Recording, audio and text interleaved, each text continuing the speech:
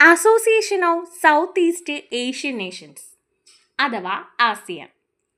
1967 August 8-നാണ് ASEAN രൂപീകരിക്കുന്നത്. Headquarters ഇന്തോനേഷ്യയിലെ ജക്കാർത്തയാണ്. ആസിയാനിലെ 11ാമത്തെ അംഗരാജ്യം കിഴക്കൻ ടിമോറാണ്. 2025 October 26-നാണ് കിഴക്കൻ തിമോർ ആസിയാന്റെ ഭാഗമാകുന്നത്. ഏഷ്യയിലെ ഏറ്റവും പ്രായം കുറഞ്ഞ രാജ്യമാണ് കിഴക്കൻ തിമോർ.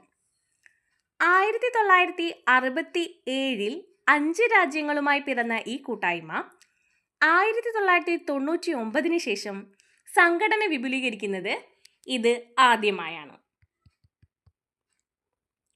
1999 കംബോഡിയയാണ് ആസിയാന്റെ ഭാഗമായത്.